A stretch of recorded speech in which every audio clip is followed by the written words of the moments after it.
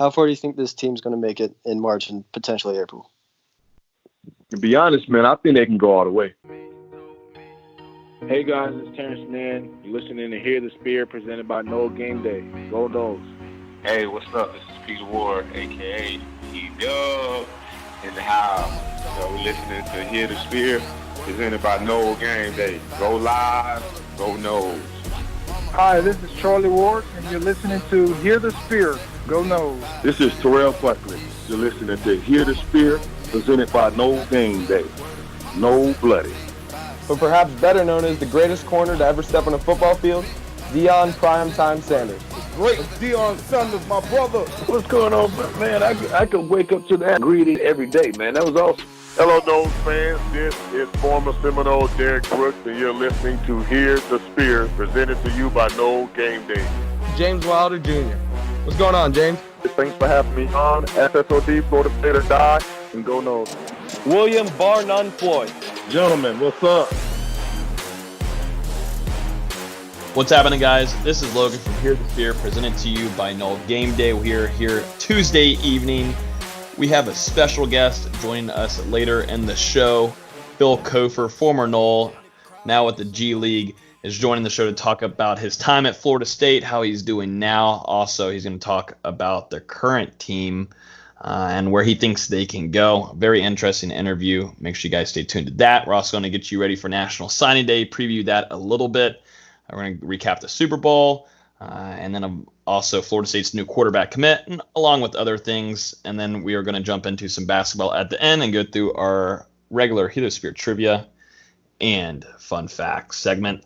As always, you can listen to this podcast on iTunes, SoundCloud, Spotify, Google Play, and like I keep on saying, and I've said in the last podcast, I'm going to read out a 5-star review. This one is going to be from Steven Jacobson. He says, rated us 5 stars. He said, this podcast is great because it talks about all FSU sports and goes in depth with every single one and keeps you up to date about FSU. And then we got another 5-star review here.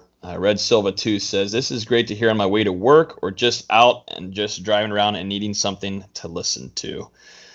So thank you, Red Silva and Steven Jacobson. Like I said, leave a 5-star review, and you might have a chance for us to read it out to you guys. But yeah, that's going to do it. What's going on, Dustin, our lead editor and writer, and Austin Veazey, our basketball guru?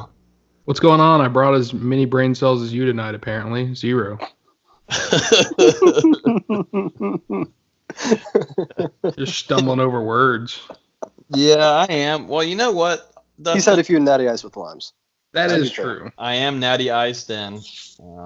If anybody knows me, I do drink natties, but natty ice is really only but I put lime juice with it, and it tastes really good. Yeah, can't wait till we talk to Phil Cofer. You're probably going to ruin that. No. Keep drinking. No, not having. I'll just have water. But I am killing my brain cells.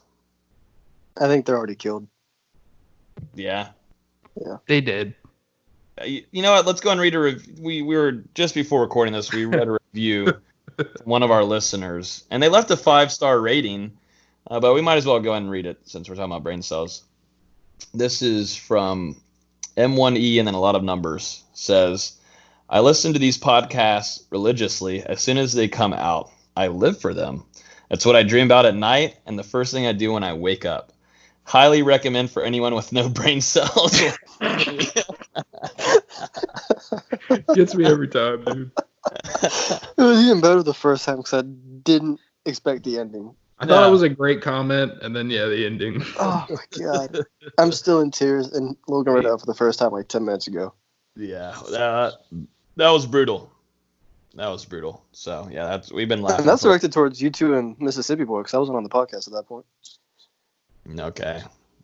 I don't think you're any. I'm just saying. Let's jump into a little bit of football stuff before heading into the Phil Cofer interview. Super Bowl. Kansas City Chiefs are world champions. I did not pick them. I picked the 49ers. Patrick Mahomes, the savior of us all, wins. The best, better than Michael Jordan, any football player ever seen. Patrick Mahomes wins his Super Bowl. Who picked the Chiefs? Didn't you pick the Chiefs?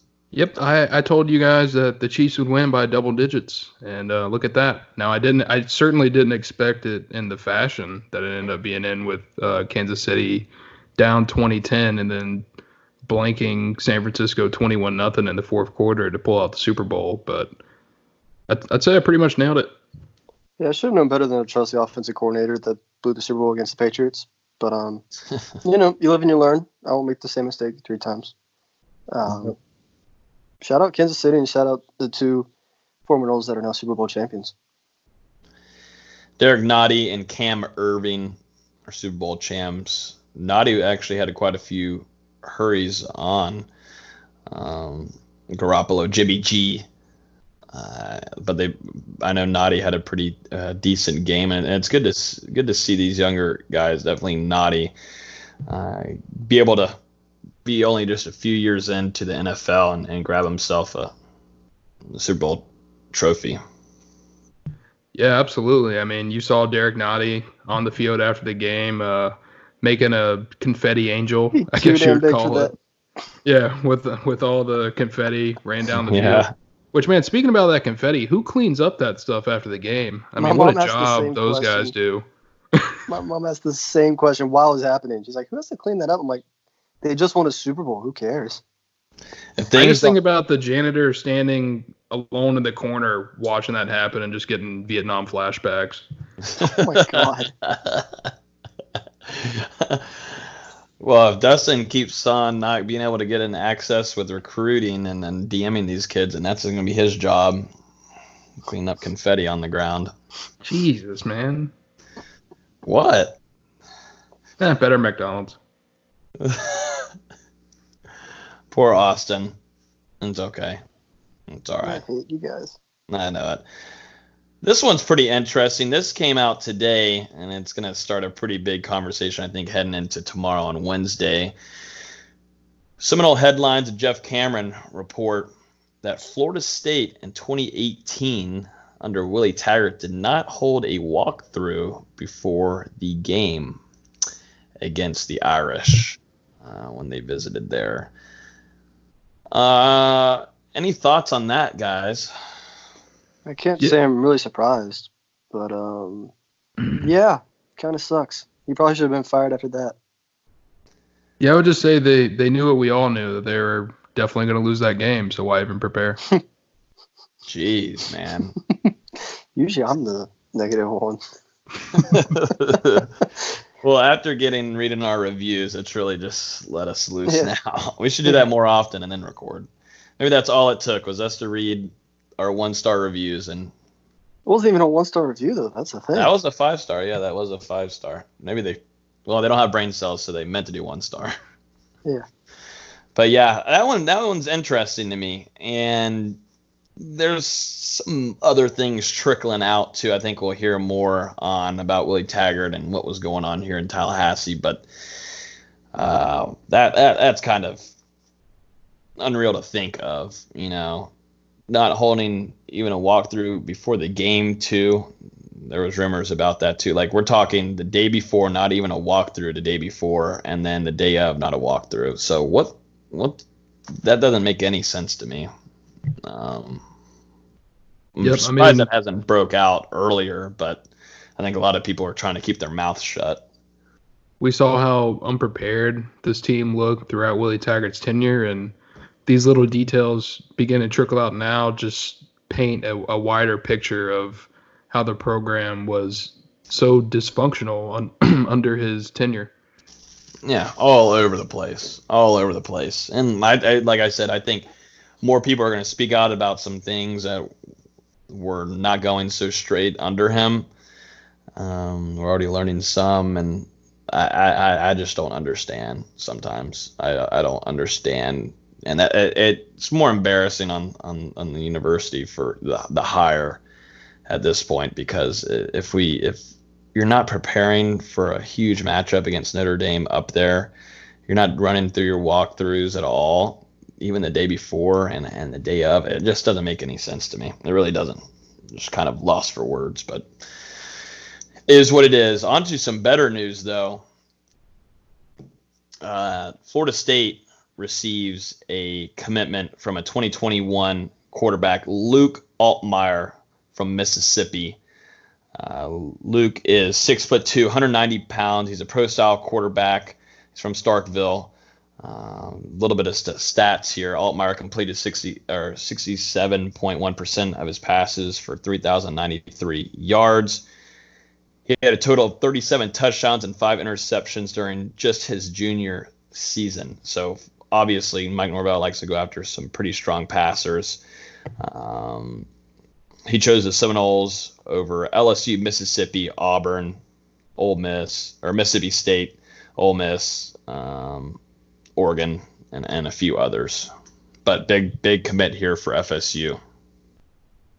Yeah, this is huge for Florida State. Altmaier was in Tallahassee for junior day on January 25th and had a really great meeting with the staff, Mike Norvell, Kenny Dillingham. And I think he saw the quarterbacks coming through this weekend, Sawyer Robinson, another 2021 guy in particular, and knew that he needed to pull the trigger soon to guarantee his spot in Florida State's 2021 class as the quarterback. He's actually a guy out of Starkville where Mississippi State is located. So really big pull for Florida State out of SEC country. And Altmaier will be one of the bell cows of this class. He could potentially join linebacker Brandon Jennings, who will commit this Friday. So we go ahead and jump real quick into a little preview for National Signing Day. Obviously, it feels like now it's just a baby compared to the early National Signing Day. But still, Florida State is kind of up in the air with a big guy on the wide receiver department. And they're also trying to load in a few more guys on the line.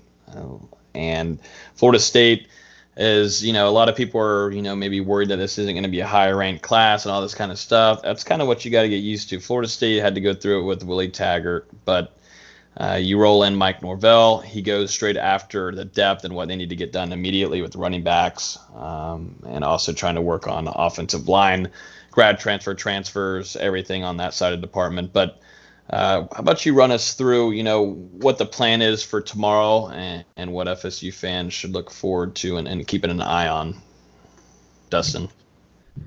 Yeah, Florida State, going into National Signing Day, there are 5 targets remaining on the board. Everyone else is either signed or already committed and going to sign tomorrow. The 5 remaining targets Florida State is vying for is 4-star wide receiver Malachi Wideman, 3-star defensive end TJ Davis, 3-star linebacker DJ Lundy, 3-star Vanderbilt commit and safety Donovan Kaufman, and 3-star defensive back Sidney Williams. Davis, Lundy, and Williams were all on campus in Tallahassee this past weekend. Sounded like things went really good with Davis and Lundy, and as of now, we're predicting them to end up in Florida State's class. Kaufman, it's kind of a toss-up between Florida State, Vanderbilt, and Ole Miss. He's going to choose between them on signing day. Right now, we're a little bit split between FSU and Vanderbilt. Then with Sidney Williams, it really comes down to Kaufman. If he comes to Florida State, there's not going to be a spot for Williams in the class. And if he doesn't, FSU might go ahead and offer Williams, who probably would wind up with the Seminoles. He has good relationships with the staff, and it'd be a lot closer to go to Tallahassee than Indiana, which is his best offer as of right now. And then finally, there's the big one, Malachi Wideman, obviously a longtime Florida State commit, athletic basketball player, developing wide receiver who really shined during his senior season. Wideman didn't sign with FSU during the early signing period. He's visited Washington State, Oregon, Tennessee, and Ole Miss since then. And he's got so many relationships at Florida State, but it just seems like he's doing so much not to end up at FSU. And I've personally predicted him to wind up at Ole Miss. Some other guys on our staff predict him to wind up at Florida State. So it's another toss-up. We'll have to see on National Signing Day. But regardless, should be a good finish for Mike Norvell's first class at Florida State, and he's already getting a big jump on the 2021 cycle like we talked about.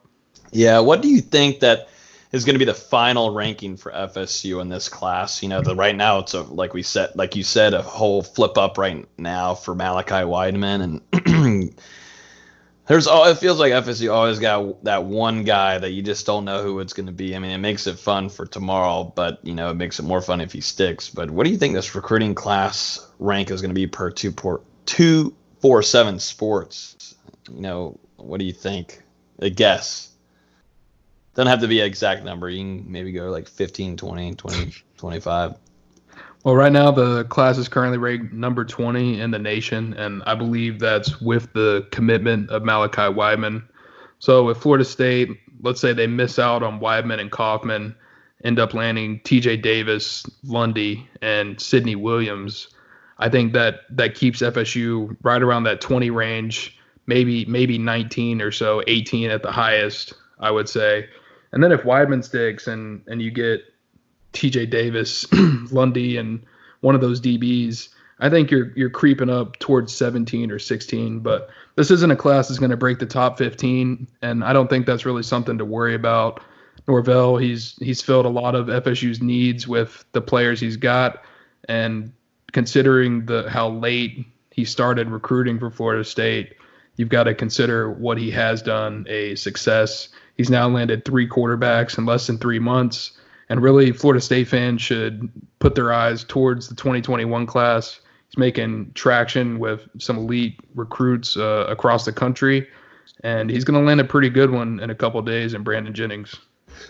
Already said that, but top 50 player, legacy recruit, and another guy that will be a bell cow for Tribe 21 along with Altmaier. We'll be holding a full recap podcast after National Signing Day later in the weekend, so make sure you guys stay tuned for that. We're going to have on quite a bit of our recruiting guys from Nole Game Day come on, and maybe a guest from another outlet too, so stay tuned for that. We'll update you guys on Twitter when that becomes available. I said we go and bring on Phil. How do you guys think? You ready for this one? I'm excited. I'm really stoked. Yeah, it should be a great interview. I mean, just me personally, I've told you guys before, my dad got season tickets in 2013. So Phil coming in 2014-15, he was probably one of the first guys we really got to watch his full career at Florida State. So the 5 years he spent there, and the highs, the lows, it was amazing to see with Phil. And I'm sure talking with him is going to be a great experience as well. Yeah, it's always great catching up with guys that I used to work with and seeing how they're doing now, because as they're busy with their careers, so am I. So getting to catch up with them is always great. Yeah, like you said, Dustin, I'm interested to see, talk to us how that build-up was, and I also want to get his reaction about what this team has the potential to be and how far he thinks they're going to go. So I say we go ahead and bring him on. This is Phil Cofer.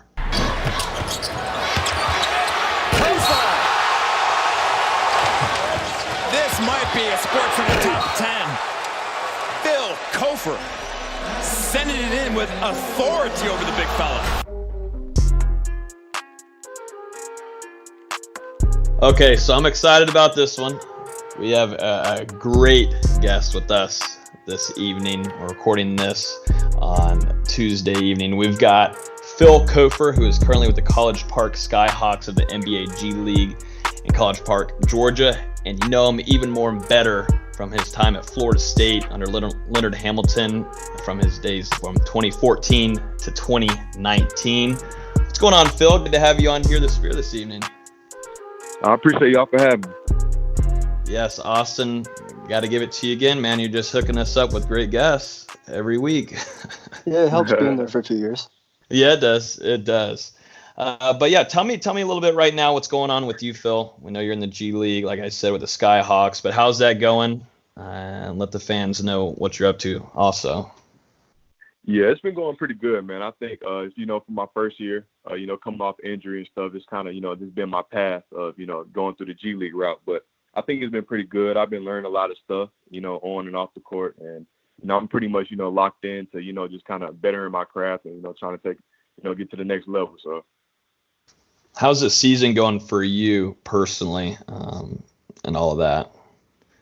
I think it's been going pretty good. I think, I've had a lot of ups and downs just from, stuff that I had, my parents, passing and, being injured. So it was just pretty much me trying to get back on my feet. But I think I've been doing pretty good. And, I've still been trying to get better each and every day, and the coach has still been working with me. So I think it's been pretty good so far. Yeah, and I know before the season started, you had originally gotten a tryout with the Summer League team, but then you ended up earning a tryout before the season. So how did all that come about? I think it was pretty good, man. I think, with the Summer League, I think I was hurt, so I was still doing therapy and stuff like that. But I think just, the coaches, still trusting me and, believing in me that I can, get better each and every day, work through my, injury and therapy. So I think the tryouts in summer camp was pretty cool. I think that was the main thing of me just, learning through all, doing the pro sets and stuff like that. So I think it's been pretty good so far.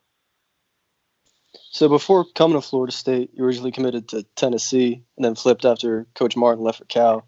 What did you like about Florida State after that whole process started again? I think it's pretty much everything, man. I think after, my coach left from Tennessee, he basically just gave me people that I should go check out. And Leonard Hamilton was the first person on his list. So I went to Florida State, and basically as soon as I stepped on campus, I was talking with Coach Hamilton. It basically just felt like another father to me. And I just kind of went from there, and I got to meet the, guys, the guys on the team and stuff. So it was pretty cool just, being there in the atmosphere. It was pretty nice. Whenever you're hearing Leonard Hamilton and you got to spend time with him behind the scenes, what kind of man is he also, from a coaching wise, and then also just off the court? What is he like? Because we always see him on ESPN and national television with his face, he usually looks pissed off.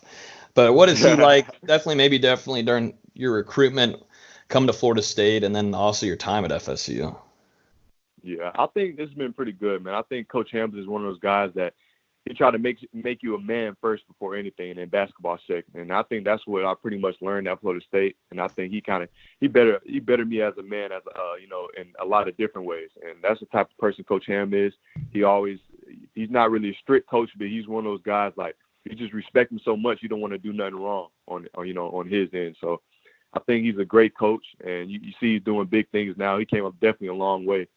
And, having different types of players and teams and stuff like that. So I think he's been doing pretty great with the Florida State teams. He's been good, getting and stuff. So as a true freshman, you had one of the best posters in the country on Duke star Jahlil Okafor. I was personally in the stands for that moment and just remember the tuck exploding. Can you talk about that moment a little bit and what it felt like to just throw it down on his head?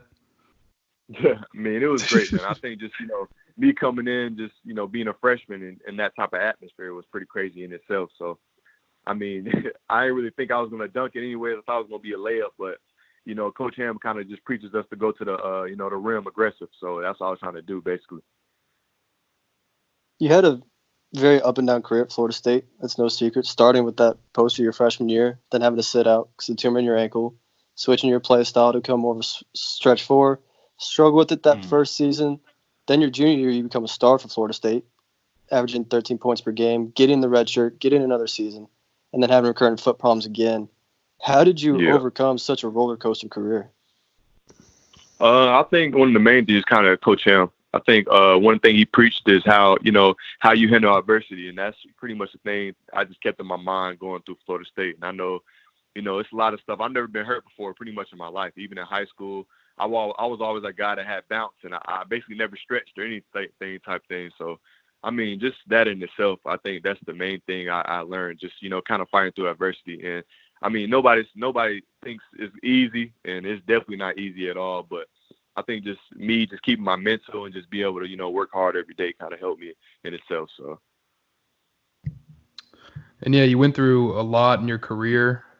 Started off with Florida State, missing the NIT tournament during your freshman year, and ended up with you going to back-to-back Sweet 16s and appearing in Elite Eight, being just 4 points away from a Final Four. Can you talk about being a part of that rebuild and then the breakthrough at Florida State as your time ended there? Yeah, definitely. I think it's been pretty much one of the best. That was one of the best years I had at Florida State. Just, everybody being locked in, everybody, just getting each other's backs. And that's kind of what took us so far, be able to get to the Elite Eight. And just us coming to practice each and every day trying to, better ourselves and even better the next guy is what, kind of made us go that far anyway. So I think just that group of guys is always like, I still talk to them to this day, everybody that's on that team. So I think that's probably one of the closest teams I've been on. And it's no disrespect to any other teams, but, everybody was just so locked in to trying to, get so far in the tournament and just, make runs and stuff. So it was pretty great. What are your thoughts, Phil, on the staff that has been built in Tallahassee under Leonard Hamilton as a whole? Mm-hmm. I think, Coach Ham, he gets pretty much great guys, even players, all the way down to the coaches. And just him just being that type of, coach, he always recruits people that kind of, I guess I wouldn't say act like him, but kind of on the same page as him. And, CY, Coach Gates, Stan Jones, all the coaches pretty much kind of, better us as a man before basketball. And that kind of helped us on the court. So I think those are the main things. And, Coach Ham is one of those guys that he doesn't run people to death. He recruits guys that, are already dogs and, pretty much want to, be able to get in the dog fight, each and every game and, work their butt off and even just, play hard and aggressive each and every game. So I think that's pretty much Coach Ham, and that's just how he is. So just him being himself is kind of recruited guys or, make guys fall onto him being that type of, recruiter for coaches and players and stuff. So I obviously know what Coach CY and Coach Jones and back then Coach Gates were like. Everyone else may not. How would you describe what the staff was like during your time? I think they were great, man. I think with them, they was kind of – because, I had some, injuries and stuff, and they was just, keeping my mental right, just, hitting me up every day or checking up on me. And those are the type of coaches that they are. They're like, family coaches. They're like second parents. And just them being there for me at Florida State and being there for the players, I think everybody was so locked into, what they did for us. And that kind of helped us win because we didn't want to let them down the same way they didn't want us to let, them to let us down. So I think that's pretty much, half and half. And I think everybody was just, together as a family. Florida State is currently 19-3 and ranked number 8 in the country. How would you compare this year's team to your Elite 8 and Sweet 16 squads over your last 2 seasons at Florida State?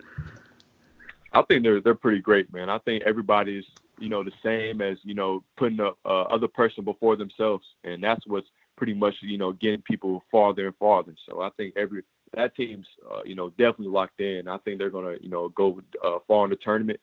And I think Coach Ham's been doing a great job of, no matter how many wins they've been going, I've been hearing they're still practicing hard and still, locked in of, trying to get the next game, no matter what, rank the team is they play next or, vice versa. So I think they're a great team, man. And I'll probably put them above, our team that we have for the Elite 8.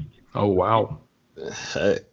And speaking about, the rebuild and the building, and you got to see it all, something that's extremely impressive right now at the Tuck. Florida State is 60-3 at home since 2016. And, you got to see it kind of start from where, not a lot of the fan base were going to the games in Tallahassee. It's a football school effect here. And just talk about how you saw it start from not a lot of the fans coming, and now it seems like it's close to a sellout every game in the Tuck, and how much that does for you as a player on the court.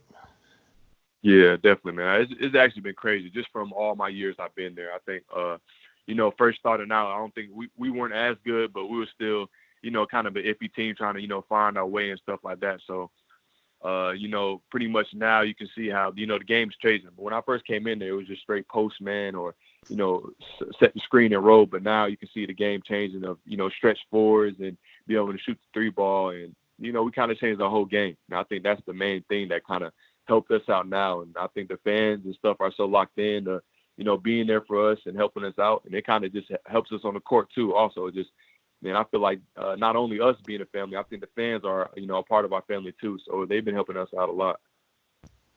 You always seem to play your best when the lights were brightest. You had 20-plus against Duke twice, including career-high 28 in Cameron Indoor. You had 16 against Michigan in the Elite 8. You have 5 years of games to choose from. You can only choose one as your favorite. What are you going with? Probably to be honest, probably the one against Xavier that year we was in March Madness. That shot that PJ had was probably one of the craziest games I've ever been in because, we came back from being down, and I think we were still locked in. And we got to win this game. We got to win this game, but I don't think everybody else thought we were going to win it. So just being in that atmosphere and just being able to win that game and come back was crazy to me. Yeah, that was certainly a heck of a moment. We always hear about the family atmosphere and the brotherhood around Florida State basketball. Who are you closest with on the team during your time at FSU? And just how much of a brotherhood is it really around that group? Shoot, pretty much everybody, man, to be honest. With us, we went out to dinner almost every day, or we always had, some type of thing going on. We'll go bowling or, just little stuff like that. And I think just everybody, we never had certain cliques and stuff like that where everybody hang out with certain people. Everybody hung out with everybody. And that was the main thing that I feel like helped our chemistry and helped us go far too. So that's something that I've noticed too under Leonard Hamilton. If I ever see one of you guys, like I saw Vassell on campus last week, but then there was another 4 guys with them. It just seems like everybody kind of runs in a pack together, and that works well on the court too, because you trust each other and you hold each other accountable. It's like a family vibe, and I feel like that's what Leonard Hamilton preaches, and that's how he's probably able to bring in this good talent, bringing in Scotty Barnes next year, one of the best players coming on the court for Florida State. It just seems like Leonard Hamilton really does bring that family vibe, and he is another father figure to you guys. Yeah, definitely. You were just speaking about going out to dinner all the time. What was your favorite place to eat at in Tallahassee? Ooh, that's a good question. Probably, I kind of would go with BJ's. I knew it was coming. This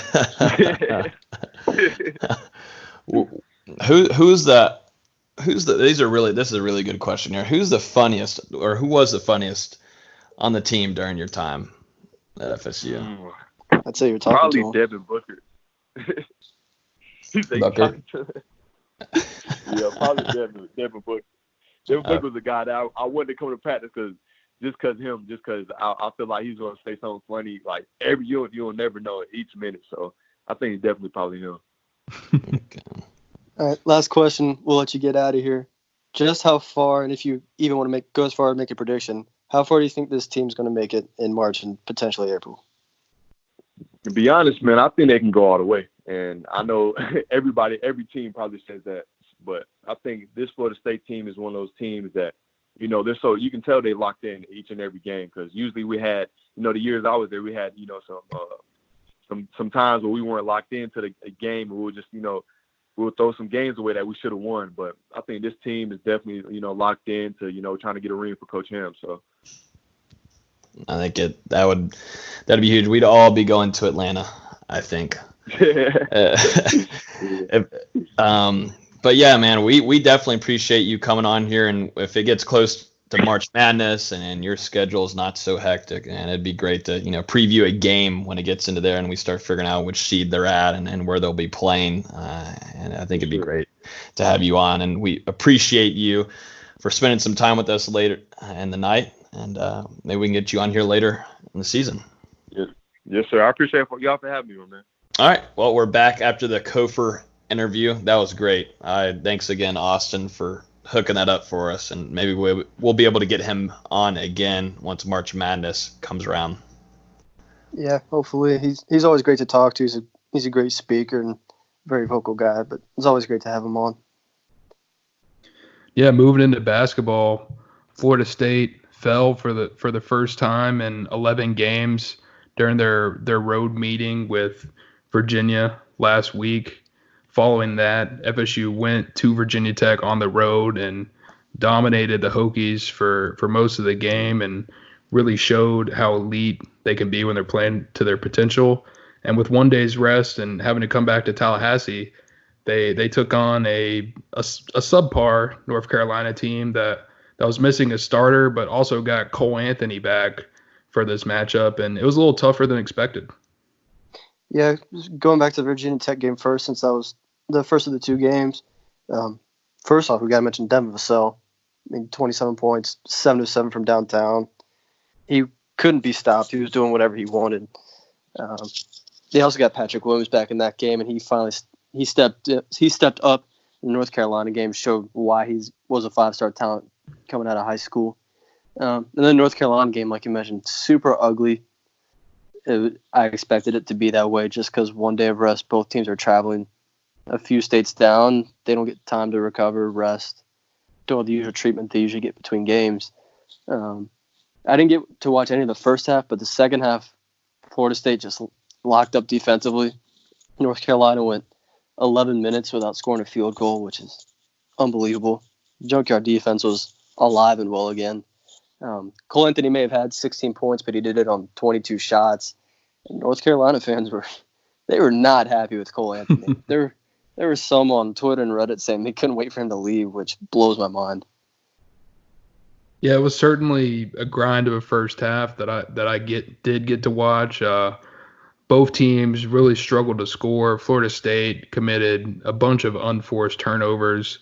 Like, for instance, Trent Forrest was making a simple pass over to MJ Walker, who was at the right side of the top of the three-point line, and just passed it behind him right out of bounds. And, it was just one of those plays that personified that entire first half.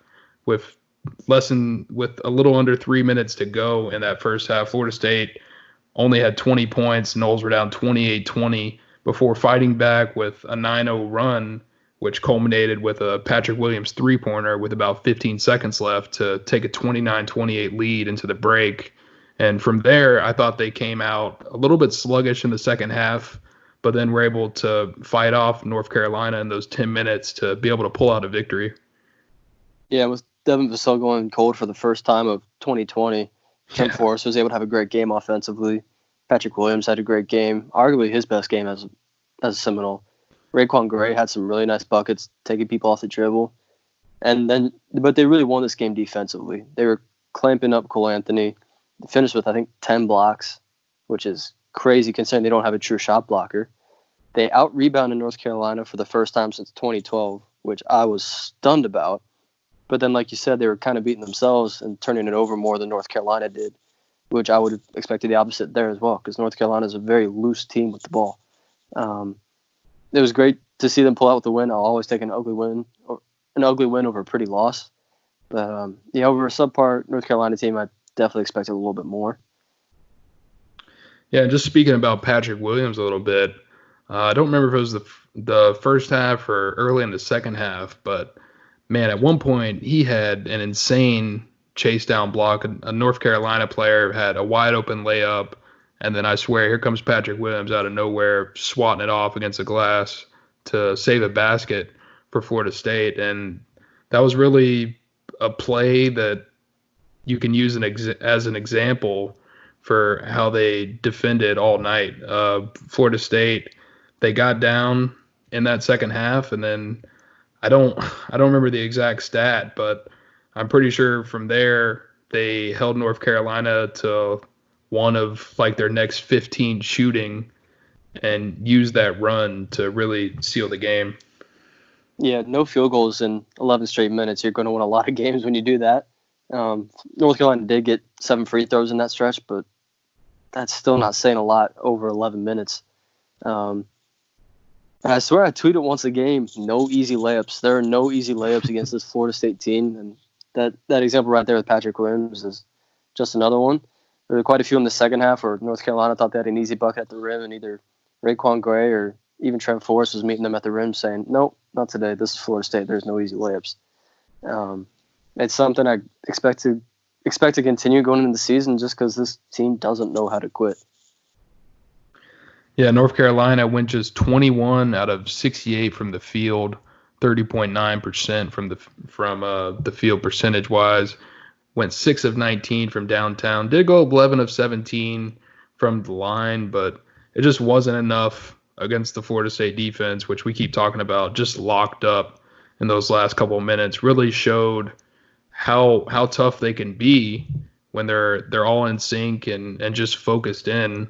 like that, and shows why Florida State is a top 10 team this year. Yeah, and almost all of North Carolina's free throw lines were Cole Anthony. He was 3 of 8, just 3 of 8 from the stripe. But as a point guard, he only finished with 3 assists, and that's a really brutal stat as a point guard, missing 17 shots, 3 turnovers, and only 3 assists. As a point guard, you're supposed to dish it out, get your teammates involved. But I think he just has that AAU style of play where he just wants to be the hero and wants to score all the time. Can't really do that in college. You gotta get everybody involved. And I know they had Brandon Robinson out as well, but Christian Keeling played well. Leaky Black played well for UNC. There were guys that were stepping up and making those plays. It just didn't happen to be Cole Anthony. Now stepping into Miami, the next game for Florida State, Saturday at noon on the ACC network. It's going to be an interesting game. Last time we played Miami, it went into overtime. Florida State again looked sluggish throughout the game, and then in the last 3 minutes plus the 5 minutes overtime, they really stepped it up and came away with a 4-point win. Chris Lykes was a major factor in this game, in the last Miami game. He sat out the last few games with a groin injury. We're not sure if he's going to play against Florida State. They'll be playing NC State Wednesday night, so we'll see if he plays then. They do have Keith Stone back, so they've got some more depth in their front court. We'll see. This is Florida State's best chance to get to 20 wins. It'll be their fastest to 20 wins if they went on Saturday at just 23 games, which is spectacular. I like Florida State's chances on Saturday. What do you think, Dustin? Yeah, especially if Lykes is out, I'd call it almost a lock for Florida State. We've talked about the environment that Florida State has in that Tucker Center. I believe Logan brought it up during the Phil Cofer interview, but the Seminoles are 60-3 or so in their last 63 games at the Tucker Center, which makes for just an insane home court advantage. And this game against Miami is probably going to be, actually, it's already been announced, it's a completely sold out game. The atmosphere in Tallahassee on Saturday should be rocking. And yeah, I don't think it'll be as close as it was in Coral Gables. You talked about that game a little bit, Austin, where Florida State had to fight back, force overtime, and then pull it out in a very tough game with Lykes making some insane shots. And also Vasilovic, if I'm saying his name right, that guy was pretty nasty the last time these two teams matched up as well. Remember him just knocking down threes. It felt like one of those games Florida State was definitely going to drop, and then like this UNC game, they just turned up on defense and were able to fight back and get a victory. But yeah, we don't know Chris Lykes' exact status for this game. It's something to monitor throughout this week if he does play in Miami's next game. But if he is out, it's going to be really tough to see the Hurricanes have much of a chance. Yeah, because Lykes had 24 against us last time. Vasilovic had 19. And Cameron McGusty, the Oklahoma transfer, had 15. So even if you're losing Lykes, you're still losing a ton of production. While they do have the production to maybe step up a little bit, they also haven't beaten anybody in the meantime that says they can step up. Their offense is good when they have Lykes in, but their defense is just so porous, averaging 74 points per game. They're going to lose a lot of teams, and I'm really surprised with it because Jim Larrañaga is a good coach. They've got a lot of talent there, but they've been hit by the injury bug again this year, and their depth has been so severely limited. I think they're only playing 7 to 8 guys heavy minutes, and against Florida State, you just can't do that and expect to win very many games. Yeah, I agree with you. If Chris Lykes is out, I think it's absolutely a lock. Florida State wins. If he does play, I still think Florida State wins, but it'll be a little bit closer a game. This is a Miami team that's desperate for a signature win to maybe give them tournament chances. They're sitting at 11-10 right now, probably 11-11 by the time they enter Tallahassee, because I think NC State's the better team. So they need that. They need a good stretch of wins here to prove, hey, maybe we can get to the tournament. If they lose on Saturday, they're probably already knocked out of the tournament. Yeah, I don't know if that's going to help their chances.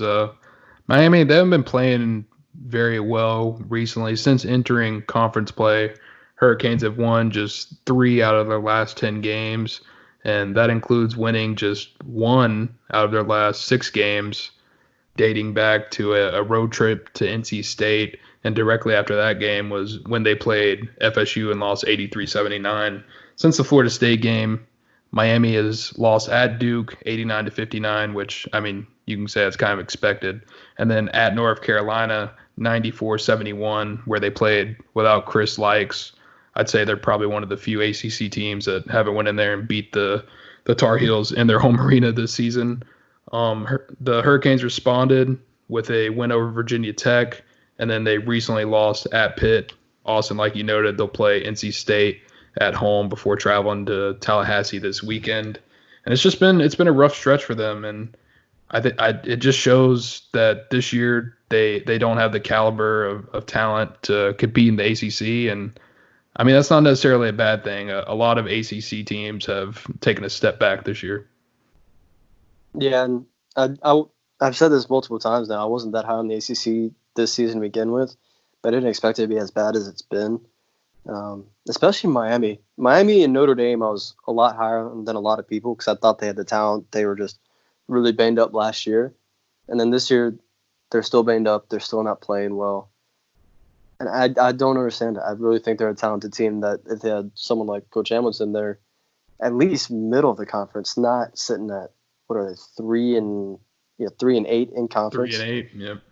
That's tough. And their 3 wins are against Clemson, Pitt, and Virginia Tech. Virginia Tech's the best out of that bunch, and that's not saying a lot. Maybe they'll bounce back next year. Maybe they'll bounce back in these next few games, but I don't see it.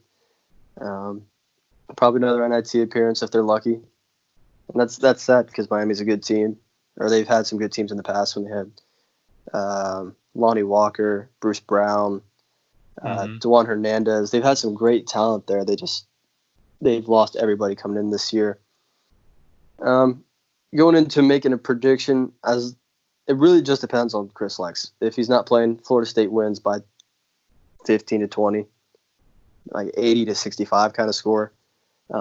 If he plays, I still think Florida State wins, but it's going to be a little bit closer, somewhere around 80-73, 74. All right, not a bad score.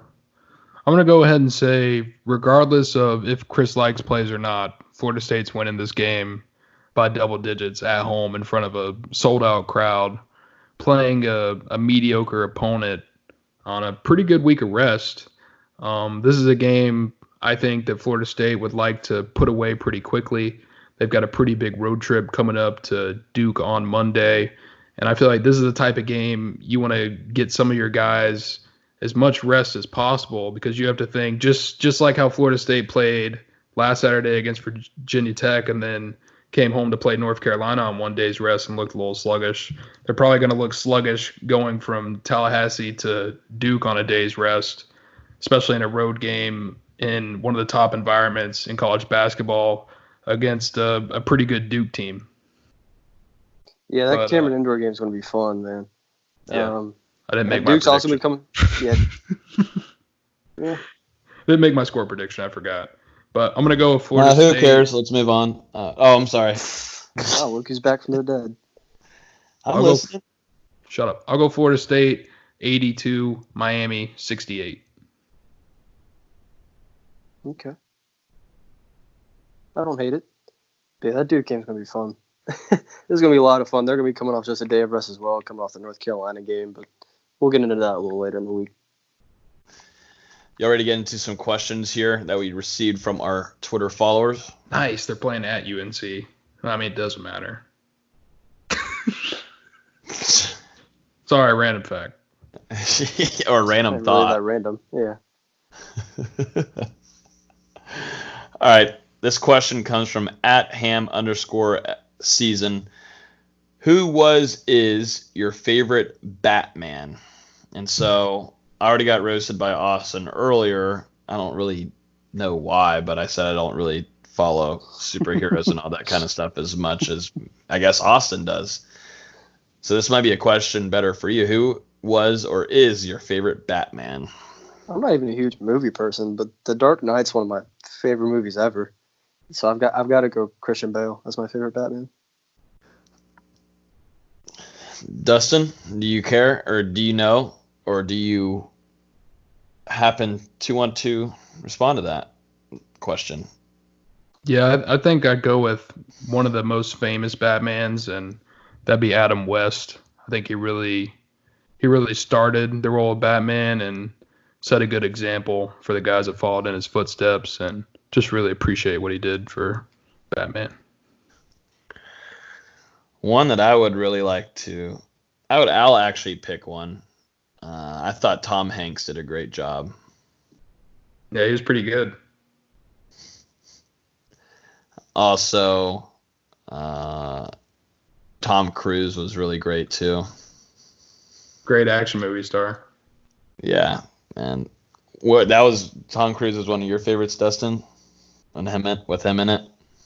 Yeah, they had to like make him taller with CGI because he's just a short little guy, but hey, it works. Yeah, that was great. And then also Johnny Depp did a great job. Absolutely, one of the best. Real class act. Harrison Ford, Will Smith also ahead of his time.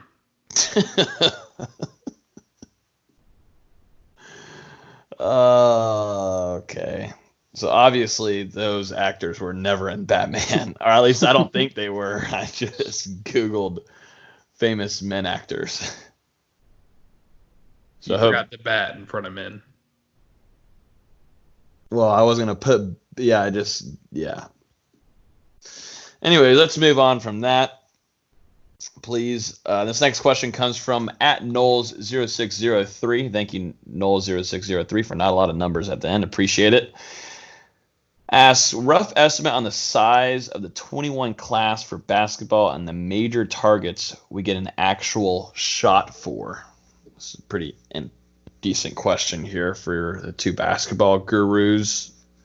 Yeah, I actually had to do a lot of homework for this one because, as you all well know, I'm not a recruiting guy, especially in football, but even basketball as well. I just wait until they're actually committed to really dive deep into them. As far as the size of the class, it really depends on what happens with the 2020 class and who goes to the NBA draft. I'm fairly certain Devin Vassell is leaving. Patrick Williams is 50-50, but I still think after next year he'll be gone. So that's 2 spots right there. You've already got Trent and Dom graduating this year, so you've got 4 spots open for next year, potentially 3 to 4, plus the open spot from Naheem McLeod, because I don't think he's coming back at this point. He was supposed to be back for this semester, and he's still not. So I'm assuming he's just going to move on from Florida State. So then next year, I think they're still going to look for another grad transfer big to fill the role of Dominic Olenichuk. And after that, you still have an open spot somewhere, whether they go after another grad transfer, another JUCO guy, or find their next step to sell their underrated 3-star. They could do that. But plus, you got to think. Oh, sorry. No, you're good. Go ahead. You got to think MJ Walker will be a senior next year, so when he graduates, that'll open another spot for the 2021 class. Yeah, so for next season, you've got Raekwon Evans, MJ Walker, and just those 2 will be the seniors, plus Nate Jack if he sticks around. I think his future's a little cloudy right now just because he hasn't seen any playing time this year, which I know he's not going to be happy with. Plus, you have Scotty Barnes. Wyatt should be a senior, right? It depends. I think he's going to try and do the Phil Cofer route since he played 11 games his freshman year. He'll technically be a senior, but I think he's going to try and get a redshirt year. Okay. Then you've got Scotty Barnes, who I think is a one-and-done prospect. Sarter Calhoun can be a one-and-done prospect, 3-and-done prospect, however you want to classify a JUCO guy. Plus a grad transfer that I think they're going to try and go after with the bigs. So they could really be looking anywhere from just a 3-person class anywhere up to a 5 or 6-person class, which is a 6-person class would be huge. That's a very big class in basketball. You really only see the Dukes and the Carolinas bringing in that kind of class. As far as major targets they're going after, Jonathan Kuminga, the number 1 prospect for that year. I know Florida State made Kuminga's top 10. I don't think he's going to end up with us. Musa Chise, he just visited a couple weeks ago. I think he ends up at Memphis, but I wouldn't be surprised if it comes down to us in Memphis. He also visited Bryce McGowan's a 4-star prospect out of South Carolina. I really like our chances with him, but I think he's a really raw prospect. He's got the same Devin Vassell mold. I just don't think he's as prepared as Devin Vassell. Kennedy Chandler, that's another guy to watch out for, a 5-star point guard out of Out of Memphis. I think it's another guy that ends up at Memphis. And then Foster, I think that's another guy that you're going to have to look out for. Michael Foster, 5-star power forward from Phoenix. I know Florida State really wants him, and he's one of those elite scorers. That's a game changer. Whether Florida State ends up with any of these guys, who knows? It's 2 years away. I think they're in good standing with a lot of elite prospects, which we haven't been used to with Coach Hamilton. Yeah, and just bouncing off of those 5 guys, 4-star shooting guard and top 50 prospect in the 2021 class, Dallin Coleman will be in Tallahassee this weekend for an unofficial visit. I'm actually supposed to talk with him tomorrow sometime, so whenever we get back on here for the next podcast, I can hopefully provide you a pre-visit update, and then hopefully again get to speak with him again following that trip to Tallahassee to get his thoughts. Yeah, which will be great. We obviously appreciate Dustin doing all these interviews recently. He's trying to keep up with our new recruiting expert, Nate Greer.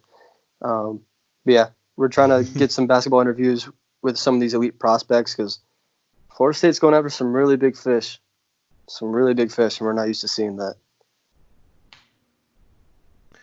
Y'all ready to get back into some Hear the Spear FSU trivia? We haven't done it in a few episodes. You ready to get back into it? I think, Dustin has a 4-2 lead, if I'm correct? I think it's 4-1. No, it's 3-2, I believe. No, I'm up 2 now. You were up 3-1, and then I won the last one, and we haven't done one in a couple weeks. All right. I'm fairly certain it's 3-2. I'm fairly certain. Wow. If I'm wrong, Heath will let us know. Okay. Yeah, he will. He most likely will. Y'all ready to get into it?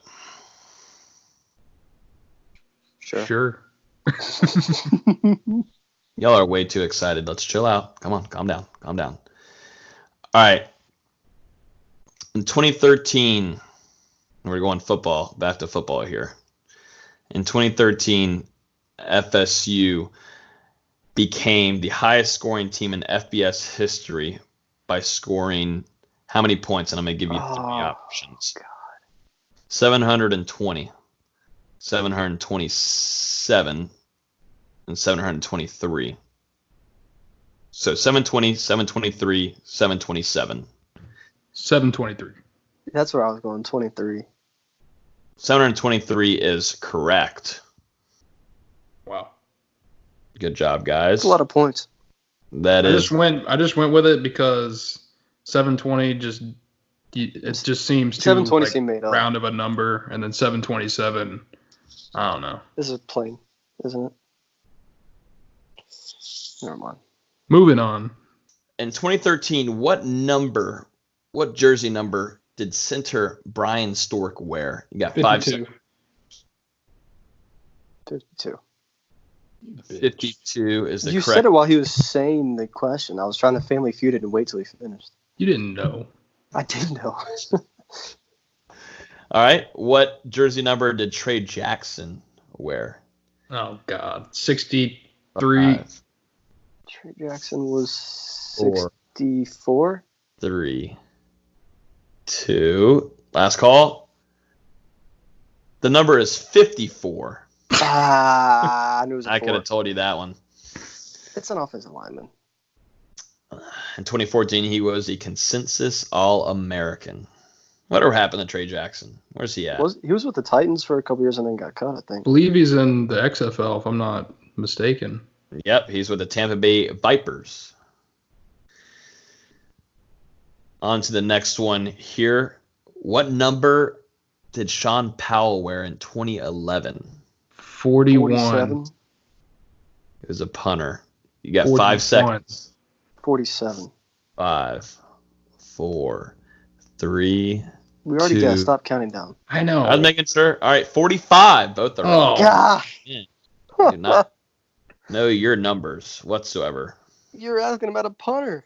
On to the next question here. Punters It's a good are people one. too. Sorry, Pat McAfee. And y'all better get this one right because I can actually get him on the podcast and he will take care of both of y'all. And in 1999, what number did Corey Simon wear? Oh, God. 50? 51? The number is 53. Ah, we're so close. Y'all are getting closer and closer and closer. Oh my God. All of our listeners that Our 10% of older fans. Older fans listening to this, they're laughing at you guys. All right, on to the next question here. This is fun. Sebastian Janikowski, 1998 to 1999. Oh God. What number? He wore some 69. Okay, Dustin's desperate. He's giving up. 38. I'll say 44. Those are the final answers. Just hurry up, please. That it? The answer is 38. Yes. Let's go. I knew someone got it right because every time someone actually gets it right, he takes longer. It's a long pause. You sure? Huh? You sure? That's all you need to know. Yeah. I knew it was 38. Yep, Sebastian Janikowski. He was a So consensus All-American from 1998 and 1999 seasons. Those 2 seasons. Bummer. Well, now is it tied here? 3-3. FSU Hear the Spear trivia. I believe so. Wow. I think Keith will let us come know back. Imagine if Chubba Purdy came out with a 69 jersey. Wouldn't that be elite? Be pretty good. Okay. How long have you been holding on to that one, Dustin? Probably since I tweeted it when he committed. Wait till I start making jokes with his first name. Oh, great. I don't want to. I did not want to know what you could do with his first name. A lot. Okay. Let's go to our fun facts segment to end this podcast. Who wants to start us off? Anybody? You said you had a good one, so you go ahead. I'm looking for my good one. How? You spent 5 minutes looking for it. What? Logan. No, I said I was looking. I told you I wanted to find a good one, and that's why I was still looking. You didn't find one in that 10 minutes? I got one. I got one I can use to plug in. Please go. A London study confirmed that every 6 mobile devices out there have fecal matter on it. It is also suggested that they carry 10 times more bacteria than toilet seats. Gross. Ugh. Wait, say that again? You heard it right. A London study confirmed that every 6 mobile devices out there have fecal matter on it. Oh, okay. Well, at least it's every 6. And I think they meant to say one of every 6. It's also suggested that they carry 10 times more bacteria than toilet seats. So don't go licking your phone tonight, Dustin, whenever you're doing something. I don't ever lick my phone. Making sure. Me or you, Austin? I'll go ahead and go.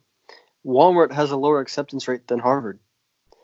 Wow. Harvard has a 4.5% admittance rate, but Walmart only accepts 2.6% of their applicants.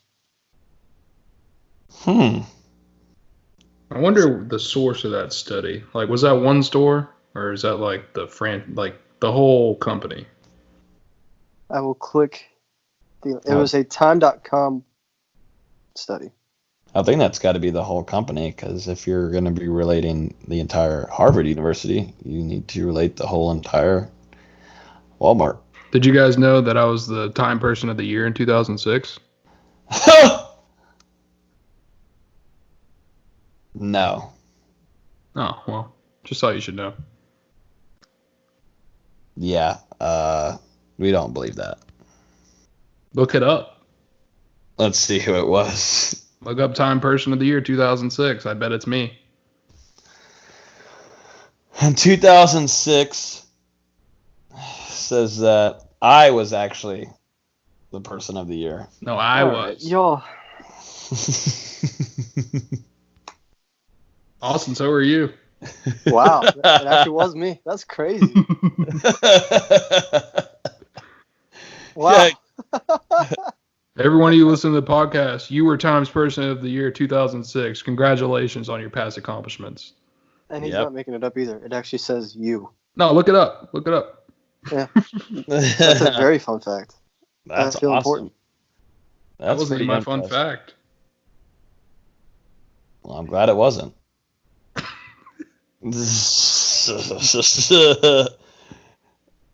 My fun fact is a man in Mississippi was briefly imprisoned for sorcery in 1884 after throwing a curveball at a county fair. So, what do you think about that, Fisher? I was just about to say, Fisher's great-grandparents were getting crazy out there. Oh, no. Ugh. Yikes. All right, Austin, are you still looking over here? Oh, yeah, it actually was just one store. It was the Washington, D.C. store that opened in 2014, I think. But, you know. Oh, yeah, you already did, yeah. Yeah, so I've got another one, though. Yeah, no, usually there's a few that we have. Yeah, I've got another. The blob of toothpaste is called a nurdle. A nurdle? Yeah, like the little bit of toothpaste you put in your toothbrush, it's called a nurdle. Oh, a nurdle. I need to go squeeze out some nurdle juice later. That was sad. That's going to give us a 1-star review. Yeah, we just got That's going to lose a brain cell. Yeah, we're making people lose brain cells right now. Yikes. Anything else, Dustin, that you might have for anybody that's out there for all the Hear This Year listeners to listen to? Because, I mean, we need more 5-star reviews, so I think you can help out. What do you mean? You want me to provide you another fake or another fun fact? If you've got one. All right. Oh, draw my jewel.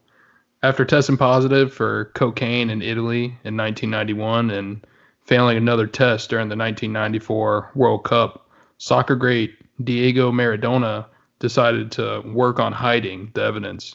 He took a drug test with a fake plastic piece of manhood filled with clean urine to pass his drug test. So props to you, Diego. We all would have done it.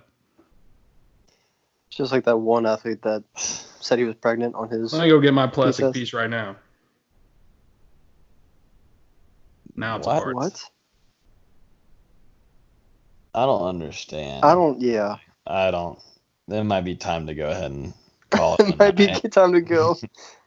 Yeah, we're nearing the midnight mark. That usually means that it's probably time to go ahead and end it off. I appreciate Phil Cofer coming on to join with us and talk about his time at Florida State.